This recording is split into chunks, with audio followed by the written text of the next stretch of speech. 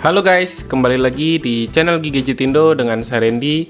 Apa kabar kalian semua? Semoga kalian selalu dalam keadaan sehat-sehat aja.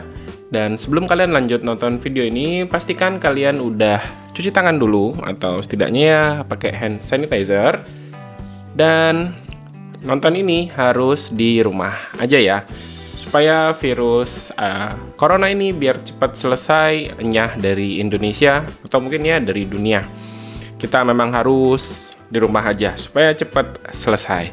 Ya, jadi saya lagi iseng-iseng aja kemarin nyari di Tokopedia kira-kira HP apa lagi ya yang worth untuk kita unboxing, HP yang udah turun harga jauh.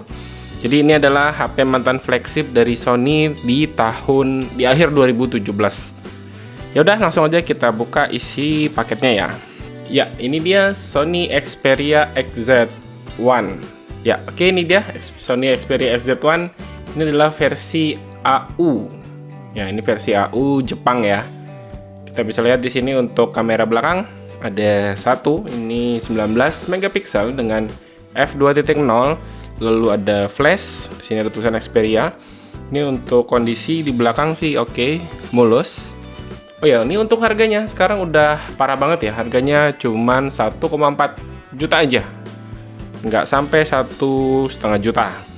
Terus di sisi kanan ini ada tombol power yang berfungsi juga sebagai fingerprint scanner. Terus ada tombol volume up dan down. Terus di bagian bawah USB-C. Bagian kanan ini ada apa ya ini? Oh, ini kayaknya SIM card deh. Kalau Sony unik ya, tinggal dicongkel. Oh, ini micro SD. Bisa kita lihat ya, ini micro SD. Ya, oke. Lalu SIM-nya mana? Oh, ini. Sebentar ya. SIM card-nya single SIM. Ya, oke, ini single SIM. Pasang lagi dulu ya. Oke, ini bagian atas kita bisa lihat di sini ada ya, ini ada jack audio 3,5 mm. Lalu ini di bagian depan layarnya ini 5,15 inch atau 5,2 ya. 5,2 inch. Terus di sini ada tulisan Sony. Kamera depannya ini 13 megapiksel f2.0 juga. Lalu ini speakernya stereo. Di bagian atas ini satu.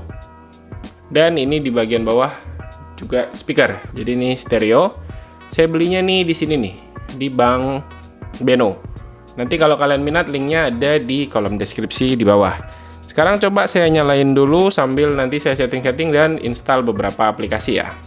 Ya, tadi ini udah saya setting-setting dan install beberapa aplikasi. Kita sekarang coba si fingerprint scannernya ya. Fingerprint scannernya ya, oke, lumayan cepat ya. Coba tes lagi. Oke, jadi ya ini pengalaman unik ya menggunakan Sony. Dia fingerprint scannernya ada di kanan, di tombol power.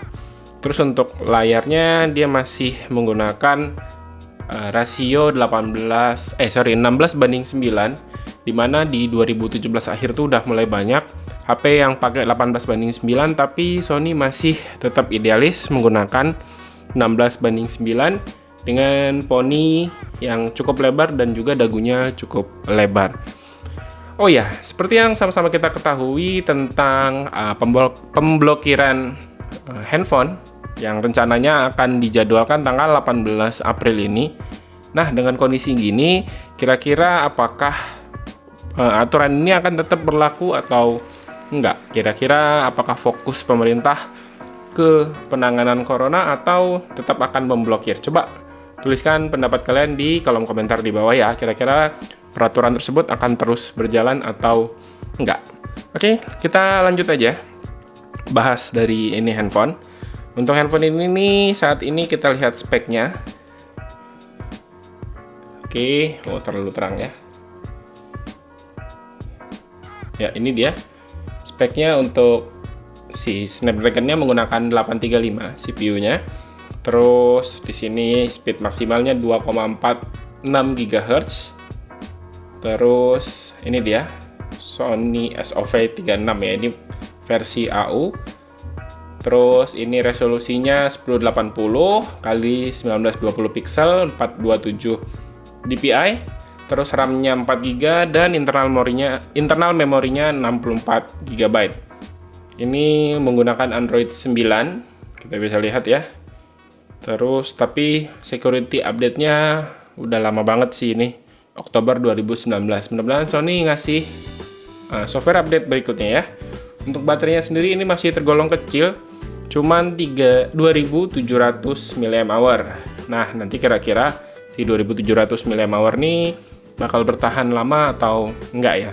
Terus untuk chargernya, dia udah support Quick Charge 3.0, itu 18 watt ya. Fitur-fitur flagship lain dari si Sony Xperia XZ1 ini ada NFC. Kita bisa lihat, ya sekarang sih NFC harusnya udah bukan fitur flagship ya. Semua handphone mid-range juga harusnya sekarang udah mulai pakai NFC. Coba kita tes NFC dari Xperia XZ1 nih. Oh, belum bisa. Harus insert SIM card. Ini sebentar, saya insert SIM card dulu untuk ngetes si kartu flash di NFC-nya ya. Ya, ini udah saya pasangin SIM card. Jadi buat kalian yang nanya atau mungkin khawatir dapat sinyal apa enggak, tuh dapat sinyal ya. Ini saya pakai operator Telkomsel. Sekarang coba kita tes dari fitur NFC-nya.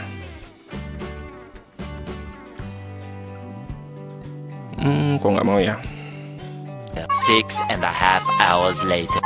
Ya guys, tampaknya NFC-nya error. Tadi sih sempat bisa, cuman ini nggak tahu kenapa nggak berhasil terus untuk tappingnya ya. Berarti anggap aja mungkin NFC-nya bermasalah kali ya, atau mungkin nanti saya coba si HP-nya saya restart. Udah, kita lanjut aja dulu ke yang lain.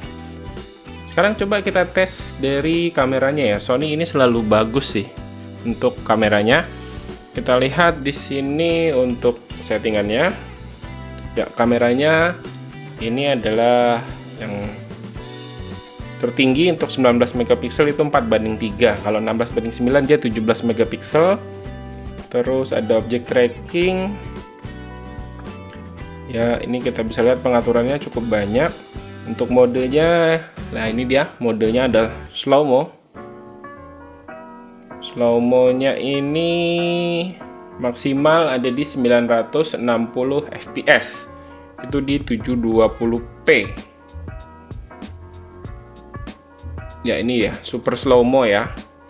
Terus untuk mode lain ada IR effect.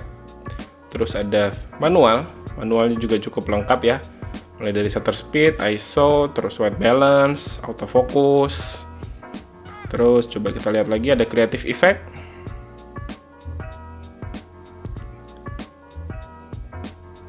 Kita coba, oh ya, ini dia ada punya beberapa efek ya, efek kamera. Kita bisa lihat tuh di bagian bawah. Terus coba kita lihat lagi yang lain, mode lain, panorama dan sound foto. Sekarang coba kita tes untuk ngambil foto ya.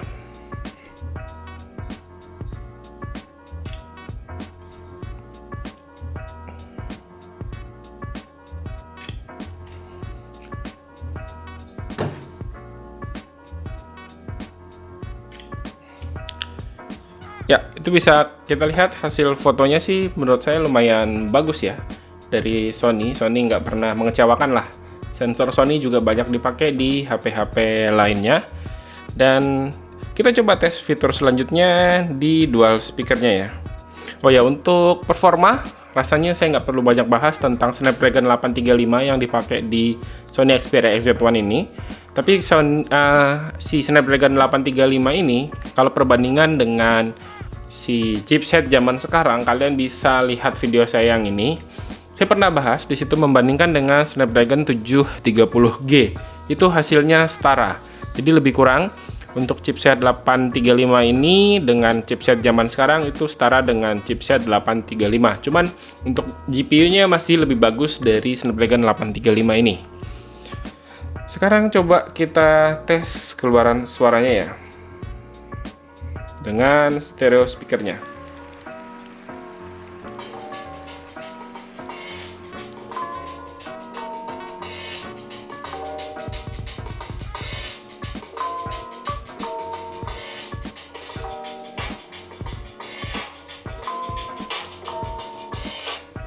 Ya, ini soundnya stereo, cuman memang secara kualitas kayaknya masih di bawah yang saya punya yang stereo speaker juga, itu adalah S10i, Samsung Galaxy S10i.